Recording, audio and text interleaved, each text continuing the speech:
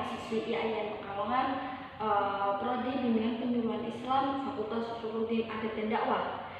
Dengan video kali ini, saya memenuhi tugas mata kuliah Tafsir PTPI, di mana yang bertemakan tentang asas dan prinsip konseling atau penyuluhan dalam Al-Quran. Yang pertama, yaitu asas tolong-menolong dan musyawarah dalam surat Al-Maidah ayat 2. Landasan utama bimbingan konseling Islam adalah Al-Quran dan As-Sunnah, sebab keduanya merupakan sumber dari segala sumber pedoman kehidupan umat Islam. Dalam asas-asas konseling atau penyuluhan dalam berdasarkan berbagai landasan filosofis dan keimanan, diantaranya yaitu yang pertama, asas kebahagiaan dunia dan akhirat. Tujuannya untuk membantu si klien agar dalam kehidupannya itu mendapatkan kebahagiaan. Yang kedua yaitu asas fitrah, di mana bantuan kepada klien harus mengenal dan menghayati fitrahnya, sehingga segala gerak dan tingkah laku serta tindakan berjalan dengan fitrahnya. Yang ketiga yaitu asas lillahi ta'ala, dilaksanakannya semata-mata karena Allah SWT dengan melakukan penuh keikhlasan. Yang keempat yaitu asas bimbingan seumur hidup. Oleh karena itu, pemberian layanan ini dilakukan sepanjang hidup manusia. Yang kelima yaitu asas kesatuan jasmani dan rohani. Yang keenam asas keseimbangan rohani tingkatnya. Yang ketujuh yaitu asas kemajuan individu. Dalam layanan ini melihat kepada citra manusia menurut Islam. Seseorang melihat eksistensi tersendiri. Yang kedelapan yaitu asas sosialitas manusia. Manusia merupakan makhluk sosial. Yang kesembilan yaitu asas kekhalifaan manusia. Manusia menurut Islam diberikan kedudukan yang tinggi sekaligus tanggung jawab yang besar. Yang ke-10 yaitu asas keselarasan dan keadilan. Dalam Quran surat Al-Maidah ayat 2, Bismillahirrahmanirrahim. Ya ayyuhalladzina amanu la tuhillu sya'airallahi walasyahral haram walal hadya walal qalaida wala amin walal qalaida wala amin al-baital harama yabtaghuna qatlan mir rabbihim wa ridwana wa idza halawtum fastatu wala yajrimannakum syana'anu qaumin an shaddukum 'anil masjidil harami an ta'dalu wa ta'awanu 'alal birri wat taqwa wa la ta'awanu 'alal ismi wal udwan wattaqullaha innallaha syadidul iqab. Yang artinya dan tolong-menolonglah kamu dalam mengerjakan kebajikan dan takwa, dan janganlah tolong-menolong dalam berbuat dosa dan pelanggaran, dan bertakwalah kamu kepada Allah, sesungguhnya Allah amat berat siksaannya.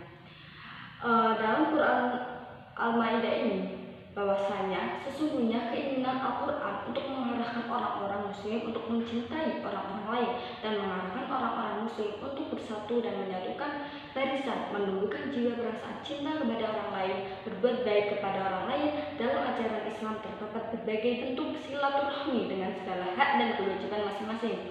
Dalam tafsir Jalalain, bertolong-tolonglah kamu dalam kebaikan dalam mengerjakan yang dititahkannya, dan takwakan dan ketakwaan dengan meninggalkan apa-apa yang dilarang, dan janganlah kamu bertolong-tolong sehingga kamu bertakwa kepada azab siksaannya dengan menaatinya. Selanjutnya yaitu yang poin 2 tentang asas profesionalitas dan kemandirian atau partisipatif dalam surat At-Taubah ayat 105. A'udzu billahi minasyaitonir rajim. Wa qul i'malu fasayarallahu 'amalakum wa rasuluhu wal mu'minun wa saturadduna 'ila 'alimil ghaibi wasyahadati fayunabbi'ukum bima kuntum ta'malun. Yang artinya, Dan katakanlah, bekerjalah kamu, maka Allah dan Rasul-Nya serta orang-orang yang mukmin akan melihat pekerjaanmu itu, dan kamu akan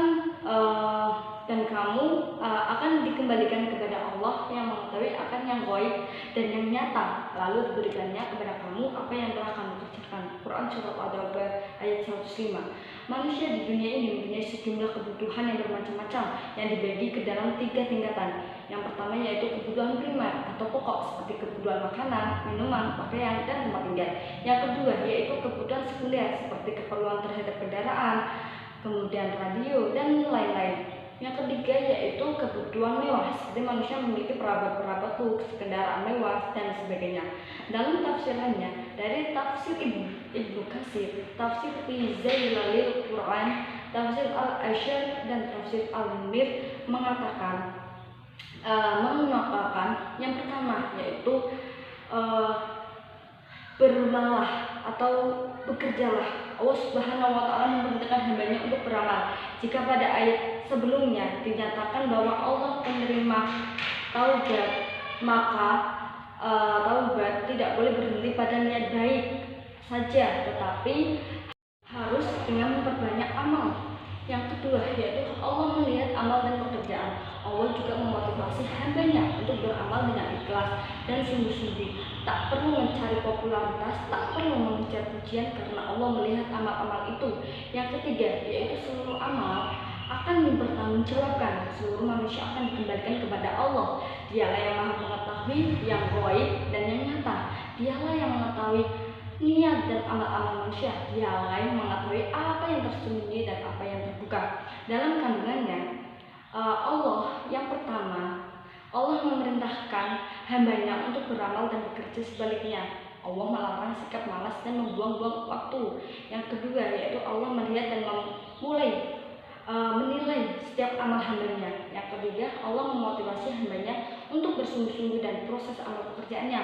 Allah maha mengetahui seluruh perbuatan manusia, baik tersembunyi maupun yang terang-terangan. Kemudian yang terakhir, setiap manusia akan kembali kepada Allah dan mempertanggungjawabkan setiap amalannya. Mungkin itu saja yang dapat saya sampaikan dan saya dapat menjelaskannya. Apabila dalam menjelaskan dan pembacaan ayat ada kesalahan, mohon dimaafkan sebesar-besarnya. Cukup sekian dari saya. Wallahu muwaffiq ila aqwamit thoriq. Wassalamualaikum warahmatullahi wabarakatuh.